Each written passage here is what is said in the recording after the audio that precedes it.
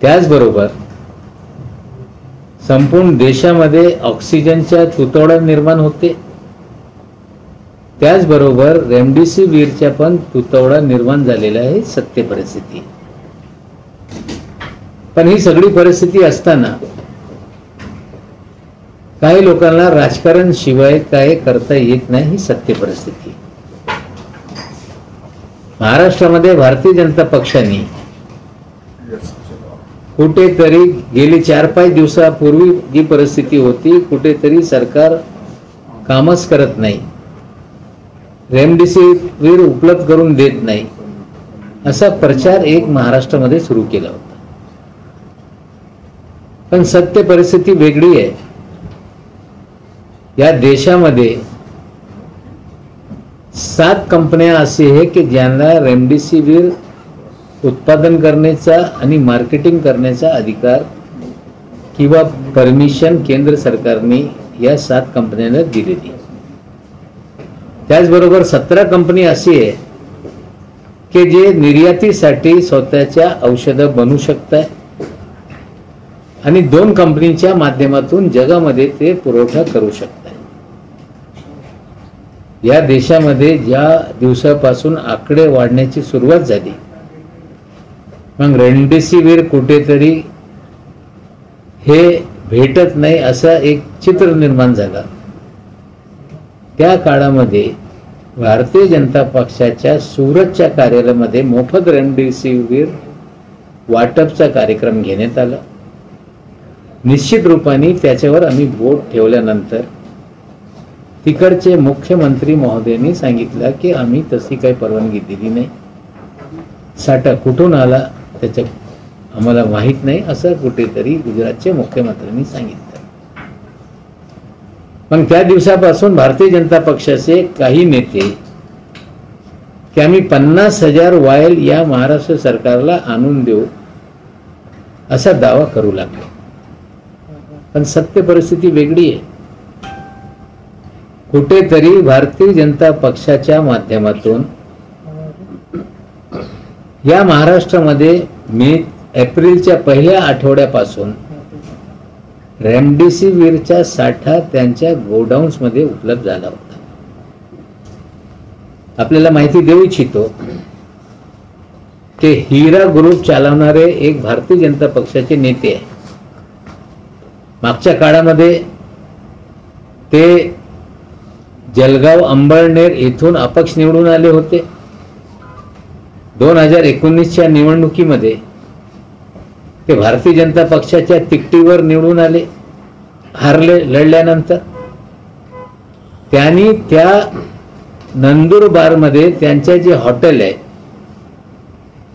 हिरा executive, त्या हॉटेलमध्ये हजारो वायल जमा करून साठा करून ठेवला होता आणि त्यांनी स्वतः हे फोटो जनतेमध्ये कुठेतरी उघड केलेले.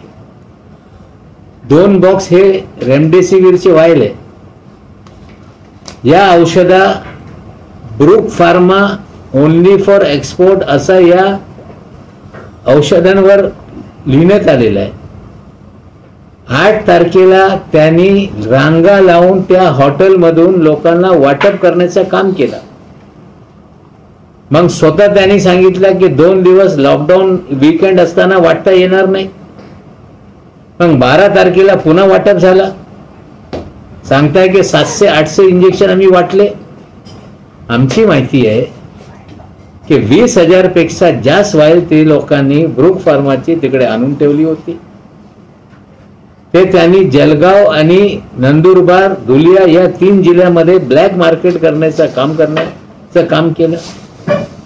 आमच्या इतकंच त्यांना प्रश्न आहे की आपल्याला 8 तारखेला वाटप करत असताना, 12 तारखेला वाटप करत असताना या हिरा ग्रुपकडे किंवा हिरा एक्झिक्युटिव्ह हॉटेलकडे किंवा ग्रेस शिरीष चौधरी आणि त्यांचे बंधू किंवा त्यांचे स्टाफकडे FDAच्या कुठलाही लायसन किंवा परवाना होता काय? महाराष्ट्र FDAने कुठला परवाना आपल्याला दिला होता काय?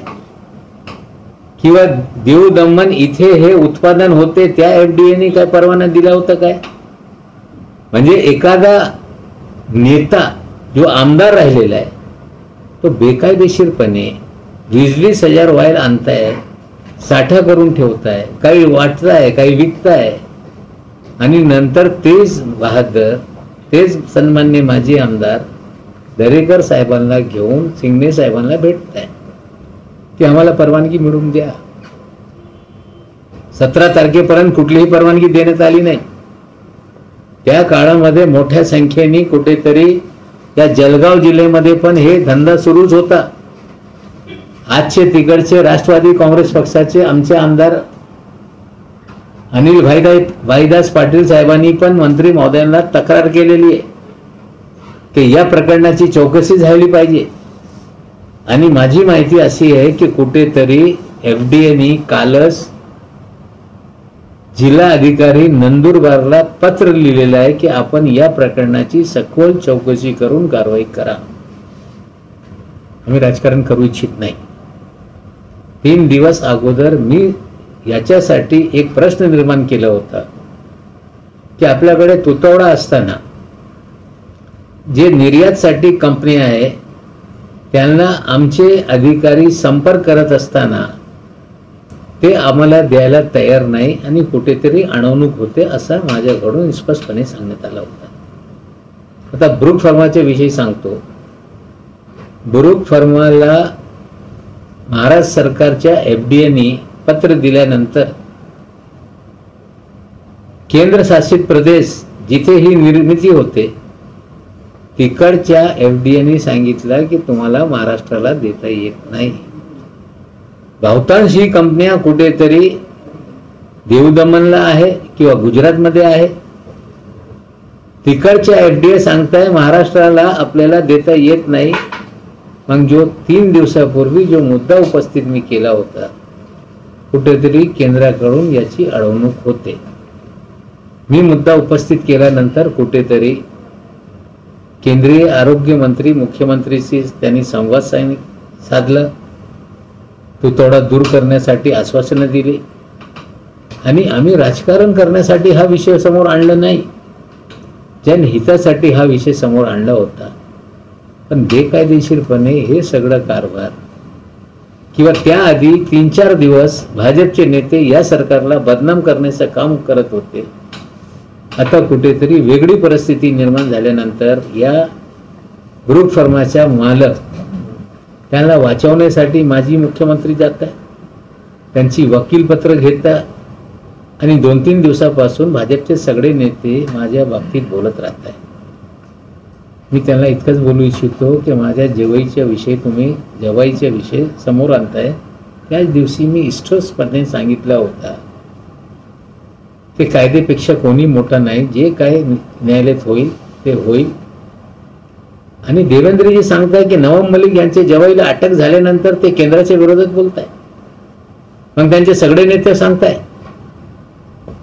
म्हणजे कुठेतरी ते सुटत नाही. त्यासाठी नवाब मलिक केंद्राच्या विरोधात, अमित शहाच्या विरोधात बोलताय. मला वाटते महाराष्ट्राची जनता त्यांना माहीत आहे जे काही असेल बोलण्यात कधी नवाब मलिक मागे राहत नाही. आणि जो व्यक्तिगत जो काही विषय माझ्या जवळचा असेल तो विषय न्यायालयात आहे. पण जे व्हायचं ते होईल. सत्य काय असत्य काय त्याच्यातून बाहेर येईल. पण कालपासून काही मंडळी माझ्यावर बोट दाखवत असताना मी त्यांना बोलू इच्छितो क्रिस्टल कंपनीच्या मालकाला की आता मी राजकारण करत नाही, आता तुमचा विषय काढत नाही, पण क्रिस्टल कंपनीच्या कारभार किती क्रिस्टल आहे याच्या पण भंडाफोड आज नाही उद्या मी करणार. त्याचबरोबर भतीजाचा किती भात कोणी खाल्लेला आहे त्याची पण माहिती उघड करणार आहे. काही कांदिवली मालाडचे आमदार आहे ते पण वेगळ्या पद्धतीने काहीतरी बोलत राहत आहे. ते रात्री कुठे जात आहे, दुपारी कुणाबरोबर बसताय, त्यांचे जवळचे लोक ईडीच्या मार्फत किती तुरुंगात आहे, त्यांच्याकडून काय काय त्यांनी घेतलेलं आहे, किती घेवाणदेवाण झालेली याची पण माहिती येणाऱ्या काळामध्ये स्पष्टपणे सांगू. आता राजकारण करण्याची आमची इच्छा नाही. पण ते सांगताय की नवाब मलिक हे कुठेतरी दबावाखाली बोलताय. दबाव आल्यानंतर लोक गप होत आहे. दबाव आल्यानंतर कधी बोलत नाही. आणि 2 दिवसापासून माझा राजीनामा मागताय.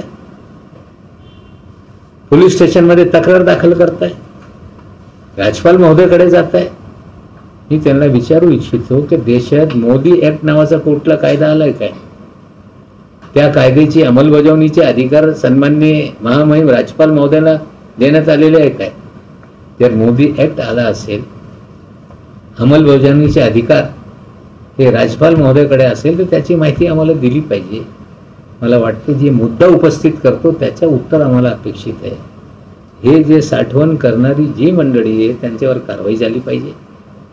ते साठवण काळाबाजार करण्यासाठी जे लोक पुढे जात आहे त्यांना वाचवण्याचा धंदा कुठेतरी भाजपवाल्यांनी बंद केला पाहिजे.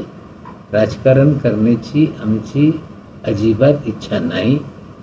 हे सगळे विषय समोर आणत असताना ऑक्सिजनचा तुटवडा कमी होईल, रेमडेसिवीर लोकांना भेटेल, केंद्र सरकारकडून जे दुर्लक्षित विषय होत आहे ते कुठेतरी ते त्याच्यात लक्ष देतील. मला वाटते विषय समोर आल्यानंतर कुठेतरी केंद्राच्या पण सरकार जागे झालेलं आहे. आम्ही पुन्हा सांगतो की हा जे राजकीय विषय आहे हे पॅन्डेमिकच्या सिच्युएशन बदलल्यानंतर निश्चित रूपाने लोकांना उत्तर देऊ. पण हे जे सगळं नंदुरबार, जळगाव, धुळेमध्ये चाललं आहे त्या बाबतीत आपल्याला सगळ्या आदेशच्या कॉपी पण देतोय, फोटो पण देतो, व्हिडिओ पण देतो. आता इन्क्वायरी नंदुरबारमध्ये सुरू झालेली आहे. जे कोणी चूक करत असेल निश्चित रूपाने त्यांच्यावर कारवाई होते. पण जो मुद्दा आहे तर की अशा पद्धतीने रेमडेसिवीर जे आहे ते इतकं महत्वाचं औषध आहे, एखादा भाजपचा पदाधिकारी असं हजारो पद्धतीनं वाटत असते आणि ते राज्य सरकारला उपलब्ध होत नाही. ते माझं एकच म्हणणं आहे की जो विषय मी मांडला होता की कुठेतरी केंद्र सरकारकडून अडवणूक होते. असं आहे की महाराष्ट्र सरकारने परमिशन दिल्यानंतर देऊ दमनच्या FDAने अडवला, म्हणजे केंद्रशासित प्रदेश आहे. हे सगळं असताना भाजपचे नेत्यांना एक्सपोर्टचा स्टॉक कसा भेटतो, ते वाटप कसा करताय, ते कुठेतरी कसं विकताय, हा सगळं बेकायदेशीर काम त्या लोक करत होते. सरकारला बदनाम करण्यासाठी 2-3 नेते त्यांचे ॲक्टिव्ह होते. हा सगळा बेकायदेशीर कारभार ते करत असताना आता सगळे पुरावे व्हिडिओ समोर आले, स्टॉक घेऊन फोटो त्यांनी स्वतः काढलेला आहे, वाटप करण्याचे व्हिडिओ आमच्याकडे आहे. तिकडचे आमदार जे यांच्यासमोर विजयी झाले त्यांनी तक्रार केलेली आहे. कलेक्टरकडे कारवाईसाठी कमिशनर साहेबांनी पत्र पाठवलेलं आहे. मला वाटते आता याच्यात हे जे बेकायदेशीरपणे सगळा महाराष्ट्रामध्ये काम सुरू होता यापुढे कोणी करण्याची हिंमत करणार नाही. आणि येणारे 1-2 दिवसामध्ये रेमडेसिवीरचा साठा मोठ्या संख्येने पण उपलब्ध होत आहे आणि हे तुटवडा लवकरच संपेल आम्हाला अपेक्षा आहे. प्रामुख्याने रेमडेसिवीरचा जो साठा होता, निर्यातदार कंपन्या होत्या, निर्यातीवर बंदी घातल्यानंतर तो साठा त्या कंपन्यांकडे होता. त्यांना महाराष्ट्रामध्ये किंवा देशात कुठेही विकण्याची परवानगी नव्हती. मात्र राज्य सरकारने या संदर्भात जेव्हा पत्र दिलं की आम्हाला हा साठा हवाय, त्या कंपनीने अद्यापही तो साठा दिला नाही. म्हणजे एकीकडे अधिकृतपणे राज्य सरकारने साठा मागूनही कंपनी साठा देत नाही, तर दुसरीकडे त्याच्या आधीच असा बाजारात म्हणजे काही नेत्यांकडे तुम्ही सांगितल्याप्रमाणे तो साठा उपलब्ध होतोय. तर या प्रकरणी या नेत्यांवर आणि या कंपनीवरही कारवाई झाली पाहिजे का? हे निश्चित रूपाने जे FDAचे कमिशनर आहे त्यांनी जळगावच्या कलेक्टरला या प्रकरणाबाबत इन्क्वायरी करून कारवाई करण्याबाबत आदेश निर्गमित केलेले. नंदुरबारच्या कलेक्टरला, जळगावचे आमदारांनी पण ही मागणी केलेलीच आहे. मी जो मुद्दा उपस्थित केला होता की आपल्याला रेमडेसिवीरचा साठा जो एक्सपोर्टसाठी आहे, एक्सपोर्ट बंदी केल्यानंतर केंद्र सरकार कुठेतरी अडवते.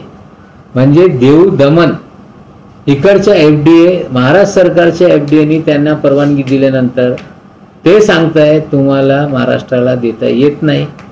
जो माझा विषय होता कुठेतरी हा स्पष्ट झालेला आहे. आमचा उद्देश कोणाला बदनाम करणे किंवा केंद्र सरकारवर निशाणा साधणं नव्हता. आमचा उद्देश इतकंच होता की जी अडवणूक जे एक्सपोर्ट करणारे जे लोक आहे, उत्पादन करणारे जे लोक आहे, ज्यांना जी अडवणूक होते कुठेतरी ते अडवणूक थांबली पाहिजे. पण अजून ते अडवणूक थांबलेली नाही. ग्रुप फार्माने अजून औषधं दिली नाही किंवा BDR नावाची एक कंपनीला ऑर्डर देण्यात आलेला आहे, त्यांच्याकडून पण काही साठा अजून उपलब्ध झालेला नाही. काल माझी माहिती आहे हिमाचलच्या एका कंपनीला त्यांनी संपर्क केल्यानंतर त्याला ऑर्डर देण्यात आलेला आहे. जे अडथळे जे आत्ता निर्माण होत आहे, आता हिमाचलवाले अडथळे निर्माण करतील काय मला माहीत नाही, पण दीव दमनच्या FDA कडून अजून या कंपन्यांना परवानगी देण्यात आली नाही. केंद्रशासित प्रदेश असताना बहुतेक कंपनी गुजरातमध्ये आणि दीव दमनमध्ये आहे. त्यांची अडवणूक जर तिकडचे FDAची लोक करत असतील तर निश्चित रूपाने आमच्याकडे साठा येऊ नये, कुठेतरी डाव या राज्यात किंवा या देशात सुरू आहे. तुम्हाला असं वाटतं का की रेमडेसिवीरचा काळा बाजार करणाऱ्या कंपनीला महाराष्ट्रात प्रमोट करणं आणि पाठीशी घालण्याचं काम फडणवीस करतात? ज्या पद्धतीने रात्री ते गेले, ज्या पद्धतीने अधिकाऱ्यांशी ते भांडले, काहीतरी काळाबेर त्याच्यात आहे. आमचं एकच म्हणणं आहे, आता ज्या पद्धतीने त्या ग्रुप फार्माच्या कंपनीच्या मालकाच्या बाजू ते घेत होते, तर जळगाव, धुले, नंदुरबार हे सगळे भागामध्ये ज्या पद्धतीने या एक्सपोर्टच्या औषधा लोक विकताय, त्याचा पुरवठा भाजपचे लोक करताय. ग्रुप फार्माची ते औषधं आहे म्हणजे कुठेतरी काळा बाजार ग्रुप फार्माची लोक करताय. हे आता तिकडे पण वलसाडमध्ये पण त्यांचे काही अधिकारी त्यांना अटक करण्यात आलेला आहे. म्हणजे साठे बाजार, काळा बाजार करण्याचं काम ग्रुप फार्मा कंपनी करते आणि त्याच्या पाठराखण जर दोन विरोधी पक्षनेते करत असतील मग याच्यातून काय अर्थ निघते, काहीतरी काळाबेर याच्यात आहे हे स्पष्ट आहे. नवाब, राजेंद्र शिंदे यांचा दावा होता की हे राज्य सरकारलाच मिळणार होतं, नेमकं काय आहे यातला अर्थ? राज्य सरकारने याला ऑर्डर दिलेलं आहे की आम्हाला द्या, तुम्ही महाराष्ट्राला उपलब्ध करून द्या, पण दीव दमनच्या FDA त्याला परवानगी देत नाही. म्हणजे कुठेतरी मी जे बोलत होतो अडवणूक होते ते आता स्पष्ट होऊ लागलेलं आहे. भाई, एक दुसरा मुद्दा आहे की अमित शहा यांचं एक वक्तव्य आलेलं आहे. ते म्हणाले की ही जी आघाडी बनली ही अपवित्र आघाडी आहे आणि याचा काही भरोसा नाहीये. 15 महिने 16 महिने सरकार सुरू आहे, चालत आहे. लोकांचे प्रश्न हा सरकार कुठेतरी सोडवत आहे. भाजपवाल्यांना सत्तेशिवाय राहता येत नाही हे सत्य झालेलं आहे. कोविडच्या काळामध्ये बेछूट आरोप करणे, सरकारवर बिनआधाराचे आरोप करणे, सरकारला बदनाम करण्याचा कारभार भाजपचे लोक करत होते. आता पवित्र अपवित्र म्हणजे यांच्याकडे गंगाजल आहे, ते कोणाचं वर टाकलं ते पवित्र होऊन जात आहे. ते स्वतः सांगताय की वालिया कोलीला वाल्मिकी करण्याची ताकद हा भाजपमध्ये आहे. आता अपवित्र लोकांना पवित्र करण्याचा उद्योग पवित्र अपवित्र तेच करू शकताय. 3 पक्षाच्या सरकार हे जनहिताचं हे सरकार काम करते. कोरोना असताना गंभीरतेने या प्रश्नाकडे लक्ष देणारा एकच सरकार असेल तो महाराष्ट्राचं सरकार आहे. सर, पवार साहेब कुठेतरी या सर्व प्रकरणांना नाराज आहेत. त्यांचं असं म्हणणं की राजकारण नाही झालं पाहिजे, लोकांना सुविधा मिळाल्या पाहिजे ही त्यांची भूमिका आहे. स्पष्ट रूपाने आमची पक्षाची भूमिका तीच आहे की पॅन्डेमिकच्या काळामध्ये राजकारण न करता सगळ्यांनी एकसंग येऊन कुठेतरी हे विषय हाताळले पाहिजे. आता जेव्हा वॅक्सिन मिळत नव्हती आम्हाला, निश्चित रूपाने जनतेसमोर विषय आणणं हे आमची जबाबदारी आहे. रेमडेसिवीरवर राजकारण आम्ही सुरू केलेलं नाही. हा राजकारण कुठेतरी भाजपच्या लोकांनी सुरू केल्यानंतर सत्य जे परिस्थिती आहे ते जनतेसमोर ठेवणं हे आमची जबाबदारी आहे आणि सत्य आम्ही ठेवतोय. आम्ही राजकारण करत नाही. लोकांनी याच्यावर राजकारण बंद केलं पाहिजे. उलट बसून कुठेतरी काही एखादा मदत होऊ शकते तर त्या प्रकारची भूमिका घेतली पाहिजे. पण तशी भूमिका लोक घेत नाही, नुसतं राजकारण करता हे सत्य आहे. काल केंद्र सरकारने एक निर्णय दिलाय की 18 वर्षांच्या वरती सुद्धा 1 तारखेपासून लस उपलब्ध होणार आहे. जी मागणी खरं तर आधीपासूनच केली जात होती, पण सरकारने उशीर केला असं वाटतंय का? कारण की भाजपचं असं म्हणणं आहे की पंतप्रधान नरेंद्र मोदी असल्यामुळे अशा पद्धतीच्या मागणीचा विचार झाला. असं आहे, सुरुवातीपासून 18 वर्षाच्या वरच्या लोकांना औषध दिली पाहिजे ही मागणी होती. पण कुठेतरी पहिले फ्रंटलाईन वर्करला देण्याचा निर्णय झाला, मग 60 वर्षाच्या वयमर्यादा ठेवण्यात आली, मग त्याला कमी करून 45 करण्यात आली, मग आता 1 मे पासून 18 करण्यात आली.